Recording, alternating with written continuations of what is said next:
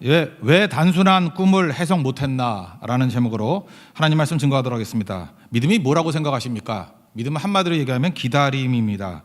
믿음은 신뢰하는 것이기 때문에 신뢰한다는 게 무슨 뜻이에요? 기다릴 수 있다, 이런 것을 말하고 있다라는 것입니다. 실제로 믿음이라는 그 히브리 단어를 보면 에무나인데 이게 버팀, 견딤, 또 해석하면 기다림, 이런 뜻을 갖고 있다라는 것입니다. 그래서 믿음을 갖고 있으면 기다릴 수 있다, 이런 뜻이라는 것입니다. 요셉의 삶은 믿음을 기초로 해서 기다림의 연속이었습니다. 계속 하나님의 인도하심을 기다리고 있잖아요. 감옥에서 풀어줄 것을 또 기다리고 있지 않습니까? 근데 술 맡은 관원이 배신했죠. 2년 동안 까맣게 잊고 있었습니다. 오늘 1절 보니까 만 2년 후에 그랬죠. 그 잊어버린 시간이 2년이었다는 것을 보여주고 있습니다. 바로가 꿈꾸기까지 이 술 맡은 관원은 2년 동안 고마움도 다 잊어버리고 깜깜무소식이었다, 뭐 그런 얘기를 하고 있습니다.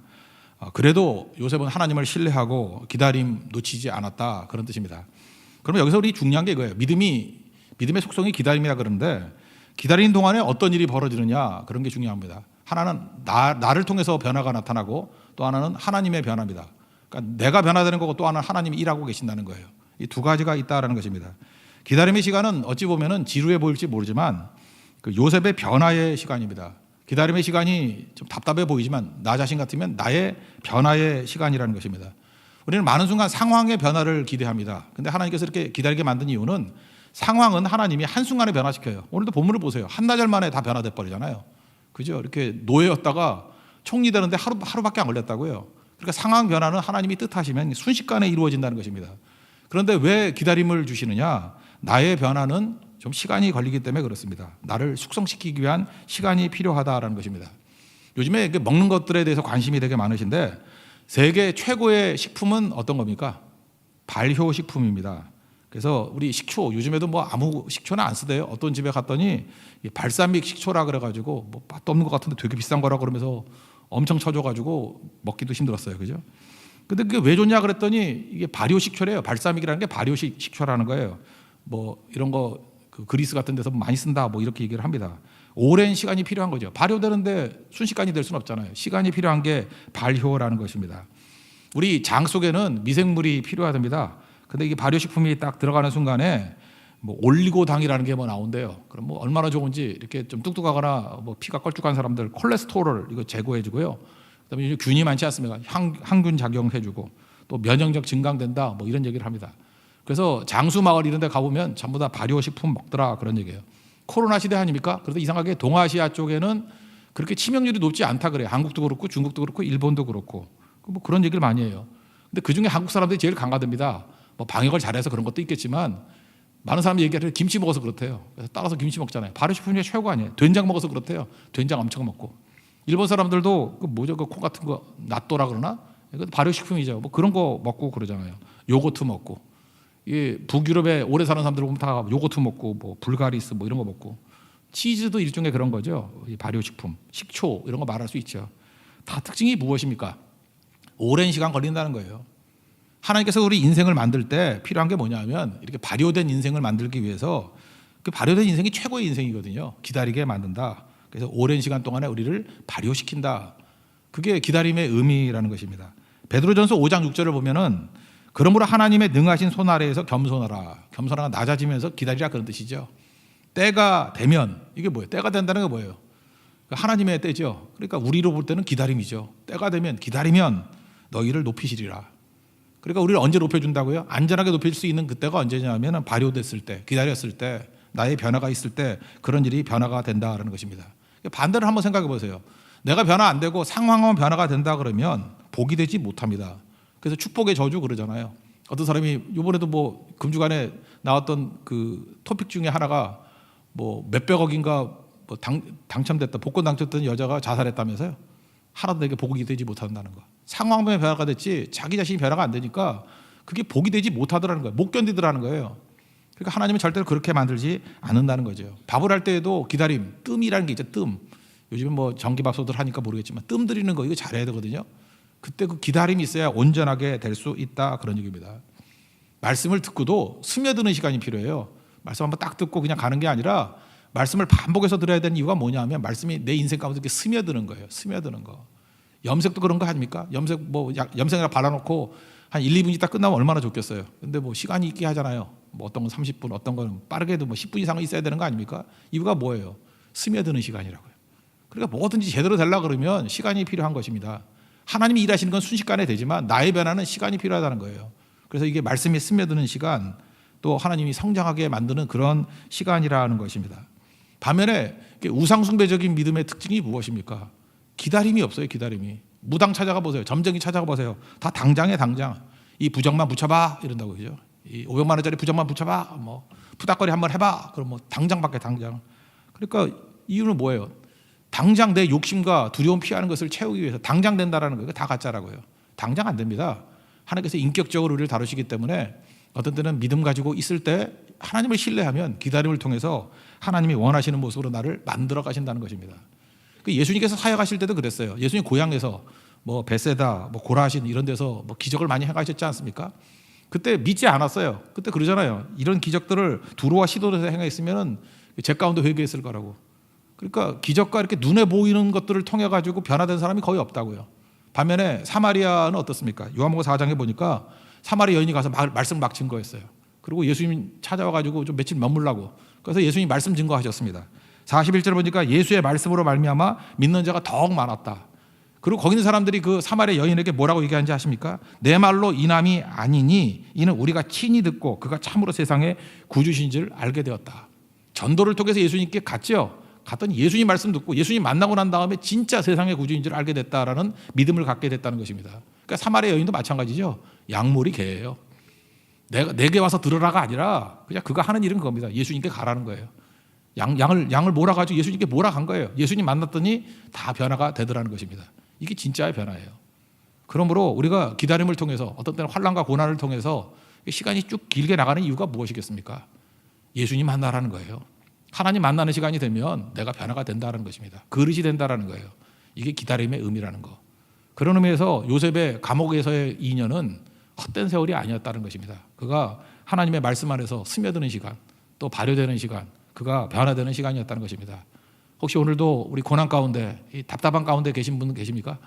왜 내가 생각하는 것보다 그렇게 늦게 이렇게 응답이 되나? 사실은 어쩌면 나의 성장의 기간인지도 모르겠어요. 내가 발효되는 시간인지도 모르겠어요. 내가 가장 최고의 인격으로 변화되는 시간일지도 모른다는 것입니다. 우리 주님 신뢰할 때 기다림 감당할 수 있습니다. 믿고 기다림을 통해서 승리하는 하나님의 종 되기를 축원합니다. 두 번째 기다림의 의미는 뭐냐 하면 내 입장에서는 변하고 하나님 입장에서는 일하고 계신다는 거예요. 우리가 신뢰하는 이유가 뭐냐 하면 나는 가만히 있어도 하나님이 나를 위해서 일하고 계신다는 거예요. 가만히 있는 것 중에 대표적인 기도잖아요. When we pray, 우리가 기도할 때 God works, 하나님이 일하신다는 거 아니에요. 요셉이 감옥에 갇혀 있을 때 하나님이 여전히 일하고 계시죠. 이거를 누가 부인할 수 있겠어요? 잠깐 우리가 눈에 보이는 거 의지하는 사람들은요 하나님의 일하심을 믿지 않는 거라고요. 맨날 내가 눈에 보이는 거. 찬송가도 있잖아요. 이 눈에 아무 증거 아니 보여도. 그죠? 믿음만을 가지고 늘 걷는다고. 안 보여도 같이 거둘 수 있는 게 그게 믿음이죠. 545장 보십시오. 그게 믿음이라는 거예요. 믿음. 그래서 기다림이 길어도 하나님이 일하고 계신다는 거. 지금 이게 아무것도 안 벌어지는 게 아니라 분명히 일하고 계신다는 것을 신뢰하는 거. 그게 믿음이라는 것입니다. 하나님이 지금 일하고 하나님이 개입하고 계십니다. 대표적인 게 뭐죠? 바로의 꿈에 들어가시잖아요. 여러분이 아무리 능력이 있다 할지라도 어떤 사람의 꿈 속에 들어갈 수 있어요? 생각 속에 들어갈 수 있냐고요. 그것도 최고의 그 통치자의 머릿속에 들어갈 수 있겠습니까? 하나님은 침묵하는 게 아니라 일하고 계신다는 거예요. 그래서 꿈속에 들어가서 그로 하여금 번민하게 만드시죠. 또 두 번째 뭐가 있어요? 술 맡은 거는 싹 잊어버렸죠. 그 속에 들어가서 뭐예요? 기억나게 하시죠. 기억나게. 그리고 세 번째는 어떤 일이 벌어집니까? 그 기억을 통해서 바로 같은 왕이 요셉을 만날 이유가 있나요? 제국의 황제입니다. 그런 사람이 그 미천한 노예, 감옥에 있는 노예를 만날 일이 있나요? 만날 가능성 제로죠. 그런데 하나님께서 그를 부를 만한 이유를 만드시죠. 왜요? 꿈꾸고 번민하게 만들어서. 이게 다 뭐예요? 우리가 보이지 않지만 하나님이 일하고 계신다는 것입니다. 이 세 가지 한번 봅시다. 꿈속에 들어간 것부터 살펴보겠습니다. 꿈을 꿨습니다. 근데 꿈이 이상하죠. 두 가지 꿈 꿨죠. 살찐 소 7마리가 있고 또 보니까 파리한 암소 7마리가 와서 소가 풀 뜯어먹는데 잡아먹었대요. 암소가 암소를 잡아먹었대. 뭐 이게 뭐예요? 불길하죠. 뭔가. 안 불길해요? 딱 보는 순간에 불길하죠. 그 다음에 충실한 7개 이삭이 있어요. 그런데 마른 7 이삭이 또 이삭을 삼켜버렸대요. 이삭이 어떻게 식물인데 어떻게 삼켜요? 그죠? 이상하죠. 이것도 불길하죠. 그래서 너무 불길해가지고 바로가 번민하고 괴로워했다는 것입니다. 무슨 얘기예요? 어떤 사람으로 하여금 두렵게 만들고 불안하게 만드는 것도 하나님이 하실 수 있는 일이라는 거예요. 8절을 보니까 앞부분만 보십시오. 아침에 그의 마음이 번민하여 그랬죠. 하나님께서 일하고 계신 거죠. 이건 요셉의 상황은 관계없습니다. 하나님이 전적으로 일하신다라는 거예요. 하나님이 번민하게 만드셨다. 또 술 맡은 가는 보십시오. 이 이야기를 듣고 난 다음에 기억나게 하셨죠. 억지로 하나님께서 그의 기억을 불러내잖아요. 지난주 내용이 뭐였어요? 사람은 잊어버려도 하나님은 기억하신다. 그러니까 여러분 굳이 기억할 거 없어요. 하나님은 다 기억하고 계신다라는 것입니다. 그래서 그 사건을 보면서 이 사람이 기억이 탁 났어요. 9절 보니까 술 맡은 관원장이 바로에게 말하여 이르되 내가 오늘 내 죄를 기억하나이다. 그러면서 그 감옥에 있었던 일들, 다 잊어버렸던 일들을 지금 되풀이하고 이야기하고 있습니다. 12절과 13절 다 같이 읽겠습니다. 시작. 그곳에 친위 대장에 종된 히브리 청년이 우리와 함께 있기로 우리가 그에게 말하되 그가 우리의 꿈을 풀되 그 꿈대로 각 사람에게 해석하더니 그 해석한 대로 되어 나는 복직되고 그는 매달려 나이다. 그러니까 기억하게 만들잖아요. 그래서 부를 이유가 없는 그 노예 죄수 그를 불러내지 않습니까? 14절 앞부분을 보시면 이에 바로가 사람을 보내어 요셉을 부르매 이런 얘기가 나오잖아요. 이 다 보세요. 이게 전부 다 이게 우연입니까? 하나님이 일하고 계신다라는 것입니다. 그러면 여러분 잊지 말아야 될 게 뭐냐면 역사를 움직이는 것은 사람이 아닙니다. 하나님이 역사의 주인이시고 역사를 움직이고 계신다라는 거예요. 그래서 우리는 잠깐 안타까워서 잠깐 상황만 분석을 합니다. 상황을 분석하고 그리고 또 안타까워요. 이게 안 변화된다 그러고. 우리 성도들 보면 요즘에 믿음 진짜 없어요. 뭐 교회 상황 보고 사회 상황을 보면서 뭐 교회가 힘들어졌다느니 뭐 성도들이 힘들어졌다니 믿기 힘들어졌다느니 누가 그 상황을 보래요? 하나님을 보라고요.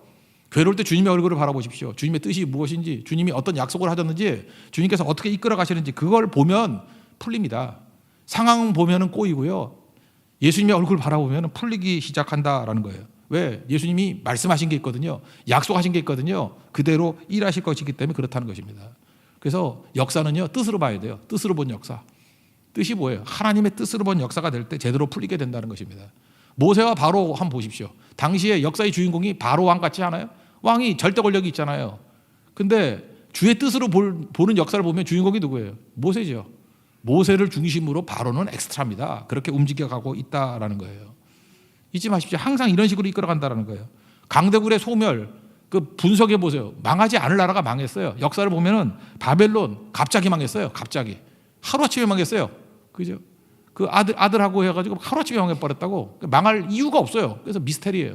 아수르 하루아침에 망해버렸어요. 네 분이 일어나가지고 허망하게 망할 수 있는 조건이 아니라고요. 이거는 너무 멀리 보지 말고 우리 가까이 한번 봅시다. 지금부터 한 30년 내 내용들을 보면은 소련 얼마나 강력한 나라였습니까? 미국과 필적한 나라였고 최고의 영토였고 지금 뭐 15개 나라로 쪼개졌지만 옛날에 얼마나 강력한 나라였어요. 근데 소련이 붕괴돼 버리잖아요. 이유가 뭐예요? 갑자기 이렇게 돼. 갑자기 하나님께서 아무것도 아닌 거 하고 갑자기 이런 일들이 벌어지게 됐다는 것입니다. 동서독 통일되는 거 그것도 뭐 명령을 잘못 말했다며 그 외교 장관이 그거 모르세요? 그래가지고 뭐 문 열어 그랬다가 이렇게 돼버렸대요. 그러니까 하나님이 실수도 사용하시는 거라고요. 나 그런 거 자세히 읽어보면서 느끼는 게 뭐냐면 인간의 계획과 뜻대로 되는 게 아니에요. 하나님이 그냥 갑자기 다 이루어지게 만드신다라는 것입니다. 무슨 얘기예요? 하나님이 하시면 되는 거예요. 여러분 인간이 아무리 계획 세우고 아무리 방어하고 아무리 준비한다 할지라도 하나님이 그냥 한번 말하시면 된다라는 것입니다. 그러면 여러분들 주변에 강하고 너무너무 강해가지고 저거는 철옹성이야 절대 무너지지 않아. 저는 그럴 때마다 희열이 생기던데요. 저거 무너질 때인데 최고라 그럴 때 무너져요. 그죠? 저 최고 전성기라 그럴 때 무너져요. 일제시대 때도 변절했던 사람들 42년부터 45년 사이에 다 무너졌어요. 이광수가 변절하면서 뭐라 그러는지 알아요? 나중에 재판받을 때 일본 안 망할 줄 알았대요. 망할 줄 알았으면 누가 배신하겠어요? 그 1년만 2년만 버티면 되는데 마지막 순간에 제일 많이 변절했다고. 이유가 뭐예요? 너무 강해 보이니까 너무 세 보이니까 근데 하나님이 툭 치니까 건드리니까 나가 떨어지는 거 아니에요. 하나님이 일하시면 된다. 이거 여러분 잊지 말고 주님만 의지하고 나가는 종 되길 바랍니다. 다윗과 골리앗 눈으로 볼 때 골리앗이 이기지 다윗이 이기겠습니까? 근데 주인공이 누구예요? 하나님이 주인공이시고 다윗을 통해서 승리하게 만드셨다라는 것입니다. 그럼 우리가 기다릴 수 있는 이유가 뭐예요? 초조해서 내가 잠깐 나서는 이유가 뭐냐 하면 하나님이 주무시고 계시는 것 같이 보이거든. 졸고 있는 것 같이 보이거든요. 무능해 보이거든요. 그래서 나라도 뛰자. 그렇지 않다니까요. 하나님이 일하고 계십니다. 하나님이 때가 되면요 한순간에 다 뒤집어 버린다는 거예요. 기다릴 수 있는 거 하나님이 일하심을 믿는 신뢰입니다. 왜 기다립니까? 나를 변화시키기 위한 시간이었고 발효되는 시간이었고 또 하나 왜 기다립니까? 내가 지금 이 눈에는 안 보이지만 하나님이 분명히 일하고 계시기 때문에 여러분 삶 속에서 하나님이 일하심을 믿습니까? 그 하나님 여러분을 승리의 길로 이끌어 가실 것입니다. 믿고 의지하는 하나님이 종되기를 바랍니다. 그 다음에 살필 건 뭐냐면 여기서 참 특이한 게 이거예요. 이 바로가 꾼 꿈이 뭐 별거 아니거든요. 저도 해석할 수 있을 것 같은데 그렇지 않아요? 뭐 튼튼한 7마리 암소, 뭐 부실한 7마리. 그럼 뭐 좋은 게 왔다가 나쁜 게 왔다 그런 거 아니에요? 7이면 뭐 7년이라고 하면 되잖아. 나도 해석이 거의 될 것 같은데 7년 잘 되고 7년 망칠 걸 뭐 이거 누가 모르겠어. 여러분 이게 어려운 해석이에요? 난 신기했어요. 이걸 왜 해석을 못할까? 8절을 한번 다 같이 읽겠습니다. 시작. 아침에 그의 마음이 번민하여 사람을 보내 애굽의 점술가와 현인들을 모두 불러 그들에게 그의 꿈을 말하였으나 그것을 바로에게 해석하는 자가 없었더라. 뭐 대충 그림이 나오는데 이렇게 쉬운 거를 왜 애굽의 점술가는 해석을 못했을까? 제가 볼 때 두 가지 의미로 해석이 되는 것 같아요. 첫째는 영적인 접근을 한다 그러면 하나님의 꿈은 귀신이 해석 못한다. 뭐 이렇게도 말할 수 있죠. 여기서 꿈은 구약 이때 성경이 없었잖아요. 여기서 꿈은 지금 우리의 꿈하고 같은 건 아니고 말씀하고 같은 거죠. 하나님의 말씀은 마귀가 귀신이 함부로 해석 못한다. 그것도 맞는 것 같아요. 그죠? 그러니까 점쟁이나 무당 이게 못한다 그런 거예요. 이게 말씀의 사람은 가면 건들지도 못해요. 이렇게 미신적인 신앙 갖고 있는 사람이나 막 뒤집어 놓고 막 장난치고 그러지. 말씀으로 무장된 사람은 이 귀신이 꼼짝 못해요. 제가 그런 경험이 한 번 있는데 대학교 때 제 친구하고 그러니까 목사님 아들이었어요. 친구하고 강원도 이렇게 여행을 다녔습니다. 가다 보니까 뭐 이 마을 저 마을 다니다 보니까 그 마침 그때는 무당이 많았거든요. 무당이 푸닥거리를 하더라고. 좋은 구경이다. 그래서 그 친구하고 둘이 갔다고요.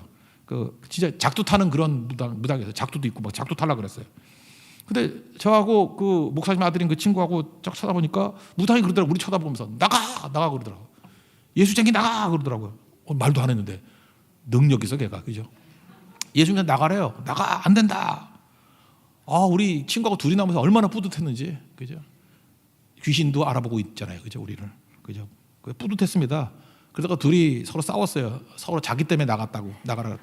그래서 교만으로 해서 잠시 분열이 일어났지만 또 다시 화해했습니다. 하여튼 간에 그때 느꼈던 게 그거예요. 귀신도 크리스찬도 제대로 된 말씀의 사람이 서 있으면은 그거 못 하잖아요. 대학교 1학년짜리인데 그거 못 하잖아요. 그러니까 이런 식으로 해석할 수 있는 거죠. 그러니까 하나님의 꿈은 하나님의 말씀은 귀신이 해석 못 한다. 뭐 이것도 맞는 얘기지만 또 하나 합리적인 접근을 한번 해본다 그러면 이 사람들은요, 이 점술가들은 점쟁이들은 결과에 대한 책임을 지지 않으려고 그러는 거예요. 예를 들어서 대충 해석할 수 있죠. 해석 못할 게 뭐 있어요. 해몽이야 뭐 지 못대로 하면 되지. 꿈보다 해몽이라고 그러잖아요. 해몽이야 뭐라고 할 수 있잖아요. 근데 그 해몽에 대해서 해석에 대해서 책임을 져야 되잖아요. 이거 딱 보니까 벌써 불길하잖아요. 그죠? 앞에는 7개는 좋고 7개 나쁘다. 불길하니까 그냥 모르는 척하고 안 하는 거예요. 왜? 나쁜 해석했다가 나중에 봉변당할까 봐. 그리고 또 하나는 뭐냐면 이게 우상 숭배적인 신앙의 특징이 뭐냐? 결과주의 신앙이거든요. 결과주의 신앙이 뭐예요? 끝이 나쁘니까 이 결과주의는 뭐예요? 결과가 자기가 딱 보고인데 두려움이야. 두려우니까 두려움을 피하는 쪽으로 하는 거예요. 피하는 게 뭐예요? 진실하고는 관계없어요. 말 안 하는 게 두려움 피하는 거야.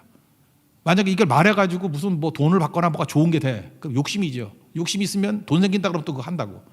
그러니까 이게 뭐예요? 우상숭배 이런 거의 다 특징이 뭐냐면 결과주의예요. 그래서 모든 일의 행동 원인이 하나님의 뜻과는 관계가 없어요. 그냥 두려움 피하고 욕심 채우고. 근데 진짜 믿음은 무엇입니까? 결과를 맡기는 거예요. 결과는 하나님의 영역이기 때문에. 그래서 과정 속에서 주님과 동행을 믿어요. 하나님께 맡겨버리는 거예요. 결과는 주님께 맡겨버리는 거예요. 어떤 일이 벌어질지. 그러니까 요셉은 두려워하지 않죠. 그냥 말해버리잖아요. 왜? 결과를 생각하지 않아요. 결과는 하나님의 영역이기 때문에. 그래서 여러분들이 자꾸만 이렇게 두려움 피하고 욕심 채우고 이런 쪽으로 간다 그러는 거는 잠깐 물어봐야 돼요. 마귀가 지금 우리를 미혹하는 거거든요. 그 가짜 신앙이에요. 그 틀린 신앙이라고. 말씀 붙들고 사실 결과가 안 좋다. 내 느낌에 바보가 아닌 이상 알 거 아니에요. 결과가 불길하다 할지라도 주님과 동행해서 가는 거. 그게 진짜 신앙이라는 것입니다. 그래서 얘긴데 인생의 목적을 잘 삼아야 돼요. 인생의 목적은 행복이 아닙니다. 많은 순간에 이 시대가 인생의 목적을 행복이라고 생각하는 경우가 있다라는 거예요. 근데 인간이 인생의 목적을 행복으로 잡으면 행복이 되나요? 여러분 제가 예언하건대 100% 병 걸릴걸요? 여기서 병 안 걸릴 사람이 누가 있어요? 인간의 몸은요 이렇게 나이 들면 다 병들게 돼 있어요. 어떻게든 병들게 돼 있어. 인생의 목적이 행복이라 그러면 병들면 불행해지는 거 아니야?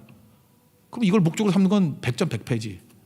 또 하나 예언하는데 여러분 100% 죽습니다. 여기서 안 죽을 사람 하나도 없어요. 다 죽어요. 넉넉 잡고 100년 안에 다 죽어요. 그죠? 안 죽을 사람 누가 있어요? 차라도 다 죽지. 1년에 우리나라에 28만 명 죽습니다. 1년에 28만 명이 죽어요. 28만 명이 죽는데 그 소식도 잘 안 들려오잖아. 다 죽어요. 그게 인생이라고요. 근데 인생의 목적이 행복이라 그러면 다 죽고 병들고 하는데 실패하고 고난 속에 있는데 행복한 사람이 누가 있어? 잠시 행복한 척하다가 끝나는 거지. 그러니까 이건 항상 실패하게 돼 있는 거예요. 인생의 목적을 행복으로 삼는 분들은 여러분 100% 실패자가 될 수밖에 없다라는 것입니다. 그럼 성경에 말하는 인생의 목적이 뭐예요? 굳이 말하면 거룩이에요. 거룩. 거룩이 뭔지 알아요? 이게 점잖게 걷고 하는 게 거룩이 아니고 구별됐다라는 거예요. 구별됐다. 세상과 구별된 게 거룩이에요. 다르다가 거룩이에요. 그러니까 세상과 다르게 하나님의 말씀대로 살아간다. 그게 거룩이에요. 세상과 다른 거죠. 그래서 우리의 삶의 목적은 거룩이라고. 하나님의 사람으로 살아가는 거예요. 그게 거룩이라고요. 뭐 나는 주님께 속한 자 그런 찬양도 있잖아요. 나는 주님께 속해 있습니다. 그게 거룩이라고요. 그래서 다르게 살아가는 거 그거죠. 그러니까 우리 조건에 관계, 상황에 관계없이 우리는 거룩하게 살 수 있죠. 고통 속에서도 하나님 찬송하고 살아가는 거 거룩한 삶이에요. 또 평안 속에서도 하나님과 동행하는 인생 그게 거룩이라고. 우리가 건강할 수도 있잖아요. 병들 수도 있잖아요. 그때마다 하나님 믿고 의지하고 동행하는 거 그게 거룩이라고. 상황하고는 아무 관계없다니까요. 어느 상황 속에든지 나는 거룩한 길을 걸어갈 수 있는 거죠. 가난해도 상관없고 병들어도 상관없고 노래 맨날 하잖아요. 주와 함께라면 가난해도 나는 좋고 병들어도 나는 좋고. 그게 바로 뭐예요? 이 거룩한 인생이 된다라는 것입니다.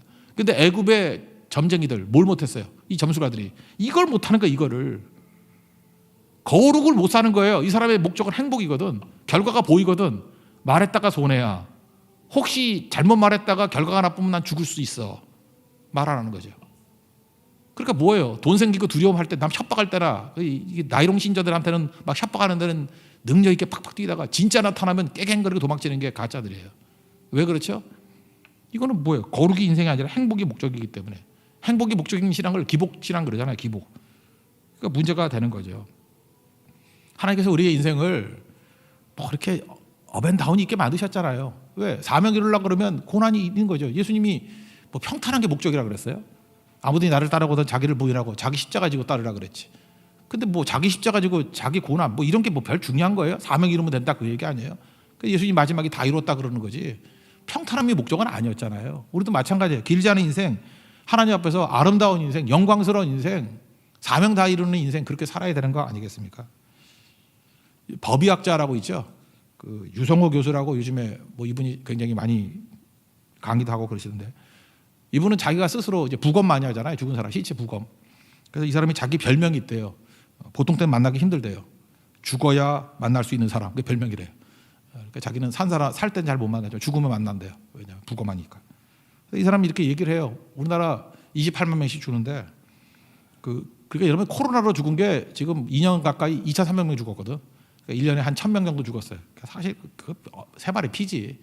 사실 여러분 전염병으로 죽는 사람 그렇게 두려워할 거 없어요. 28만 명이 죽는다니까. 훨씬 더 많이 죽어요.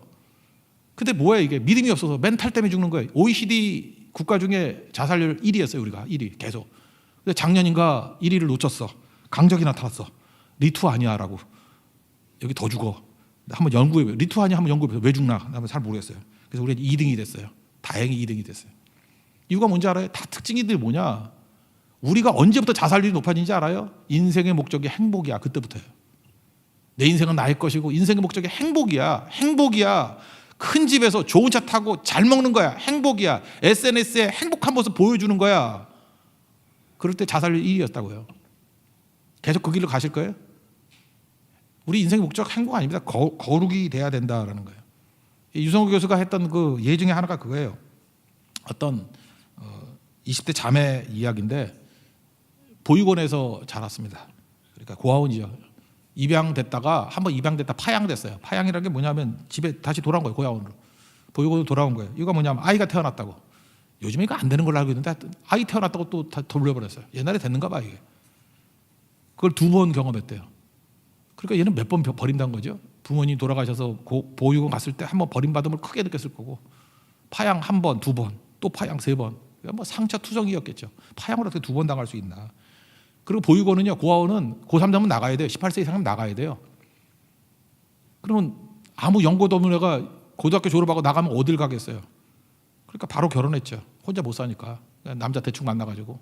또 그렇게 젊은 애니까 뭐 남자 만나는 거 어렵지 않을 거 아니에요.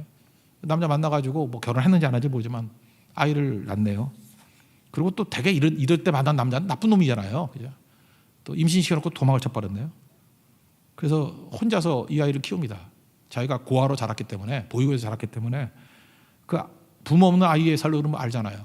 내가 어떻게든 이 아이 절대로 내가 버리지 않고 잘 키우겠다 다짐을 했어요. 사랑이고 사명이고. 제가 볼 때 이 믿음 가지고 있는 사람, 믿음 들어왔거든요. 이게 제대로 산 모습이라고 생각을 합니다. 근데 의정부에 살았었는데 의정부에 조그만 아파트였는데 불이 났어요. 거기 2005년이니까 불이 났다고. 그래서 나중에 소방관이 가가지고 봤더니 창가에 이렇게 매달리는 엄마가 있는데 아이를 4살짜리 아이였어요. 꼭 안고 있었어요. 엄마는 전신 사상을 입고 아이는 4살짜리 아이인데 아이는 전혀 다치지 않았대요. 엄마가 꽉 안고 있어가지고 불길을 자기 몸으로 막은 거죠. 며칠 있다가 그 엄마 죽었습니다. 그리고 아이는 살고 이 소식이 알려져가지고 많은 사람들이 뭐 도와주고 뭐 성금 오고 이 아이는 또 좋은 가정으로 갔던 것 같아요. 제가 지금 이 여자애를 한번 놓고 보는 거예요. 이 보육원에서 자란 아이. 그 안에 숭고함이 있지 않습니까? 아름다움이 있지 않습니까? 행복이라고 따진다고 보면 이건 행복한 건 아니었죠. 그지만 매 순간순간마다 자기에게 주어진 삶에 있어서 뭔가 지금 거룩한 다른 인생을 살고 있잖아요. 남들과 다른 결정들. 20살 아이가 임신했을 때 그 아이 버리지 않겠다. 다른 결정이잖아요. 불났을 때 다른 결정이잖아요. 매 순간마다 믿음의 결정을 하고 있잖아요. 그럼 이게 잘 사는 인생 아니에요? 아름다운 인생 아니에요? 이게 거룩 아니에요? 어차피 우리 다 병든다니까요. 우리 어차피 다 죽는다니까요. 배신하다 죽을 거예요? 치사하게 그런 거 따라다니다가 죽을 거예요? 잘 살겠다고, 건강하겠다고, 잘 먹고 잘 살겠다고. 인생 아름답게 살아야 됩니다. 그러기 위해서 필요한 건 뭐예요? 거룩한 인생이 제일 아름다운 거예요.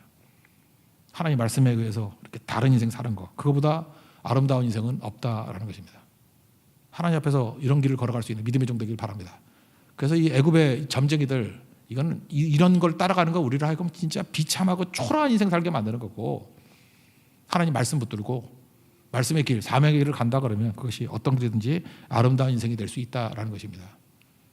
바로왕이 얘기합니다. 하나님이 풀어줄까? 그때 풀어준다고 얘기하잖아요. 15절 16절 한번 읽겠습니다. 시작. 바로가 요셉에게 이르되 내가 한 꿈을 꾸었으나 그것을 해석하는 자가 없더니 들은지 너는 꿈을 들으면 능히 푼다 하더라. 요셉이 바로에게 대답하여 이르되 내가 아니라 하나님께서 바로에게 편안한 대답을 하시리이다. 우리 같으면 어떻게 해요? 왕이 불러가지고 너 꿈 잘 푼다며 꿈 한번 풀어볼 수 있니? 그러면 어깨에 힘을 딱 주면서 괜히 말 내리깔면서 아이고 잘 찾으셨네요. 그죠? 물론 저를 찾으셔야죠. 사람 잘 봤다고 바로 나라고 진작 나를 찾아왔어야지. 워이 이러면서. 그죠? 그러니까 꾼이죠, 꾼. 근데 뭐라고 얘기해요? 양머리 개잖아요. 내가 아니래요. 내가 아닙니다. Not I but Christ. 이거 하나님이 하시는 거라고. 하나님이 편안하게 대답해 줄 거라고. 이게 중요한 겁니다. 주님께 가자. 우리 교회 와서도 마찬가지예요. 여러분 이제 예배 오셨죠? 사람 만나고 가면 다 실패자입니다. 아무리 숭고한 사람을 만난다 할지라도 사람 만나면 답이 없어요. 답이. 오늘 예수님 만나셔야 됩니다. 그럼 변화가 돼요. 예수님 만나면 답이 있어요. 그리고 여러분들 마찬가지입니다. 예수님이 일을 하신 거고 예수님께서 능력 가운데 우리를 품어주셨다라고 선언해야 되는 거. 이게 성도의 모습이라는 것입니다. 예수님께 맡겼더니 요셉 어떻게 보면 쉽게 살잖아요. 여러분 복잡해지는 이유가 뭐죠? 귀신이 역사니까 복잡해지는 거예요. 머리가 복잡하다 그런 건 귀신의 역사예요. 성령의 역사하면 단순해요. 그래서 마태복음 10장 19절도 별 고민이 없잖아. 그때 너에게 할 말을 주시리라. 그죠? 너에게 끌려갔을 때 뭐라고 말할지 염려하지 말래요. 그때 할 말을 너에게 주시리라. 그냥 하나님께서 요셉에게 할 말 주시잖아요. 그래서 결과를 생각하지 아니하고 그냥 말씀하잖아요. 그죠? 그거는 이런 뜻이고 이렇게 될 것이다. 그렇게 말하니까 되는 거죠. 하나님이 일하시는 거지 내가 일하는 게 아니라는 것입니다. 주님 믿고 의지하면 뭐 동행하기 때문에 과정이 어떻게 됐든 간에 마지막에 최종 승리를 주십니다. 저는 제일 좋은 게 36절 마지막 절 한번 보면 끝에 이 흉년으로 말미암아 망하지 아니하리이다. 이게 너무 중요하다고 생각해요. 무슨 일을 만나든지 만사형통하리라. 아무리 흉년이 있다 할지라도 주님의 얼굴 바라보고 하나님 얼굴 바라보고 예수님 얼굴 바라보고 나아가면 흉년이 온다 할지라도 고난이 온다 할지라도 우리 삶에 어떤 어려움이 있다 할지라도 망하지 아니하리이다. 믿습니까? 이게 성도의 삶이라는 거예요.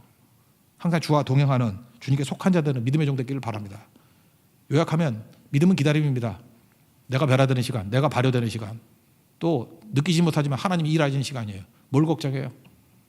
근데 믿음이 없는 사람 대표적인 게 뭐예요? 애굽의 점쟁이들. 기복신앙, 가짜신앙들. 특징이 뭐예요? 대충 아는 것 같아도 두려움 때문에 말 안 하고 욕심 때문에 말하고 그런 식이에요. 다 가짜들이잖아, 가짜들. 그러니까 비참한 인생 산다는 거예요. 근데 요새를 보십시오. 하나님 바라보고 쉽게 살잖아요. 말할 것을 주시리라. 주님 말씀 주시면 하고 그냥 순종하고 그랬더니 최종적으로 승리를 거두고 흉년이 온다 할지라도 망하지 않는 인생. 이게 최후 승리한다는 뜻 아니에요. 여러분 천국 준비 뭐 딴 거 없습니다. 계속 예배드리고 말씀대로 순종하고 가다 보면 눈 뜨면 세상이면 예배드리고 눈 떠서 예수님이면 천국이에요. 그게 인생이라는 것입니다. 그 길 걸어가는 믿음의 종 되기를 축원합니다. 자리에 서나겠습니다. 나는 주님께 속한 자 찬양하겠습니다.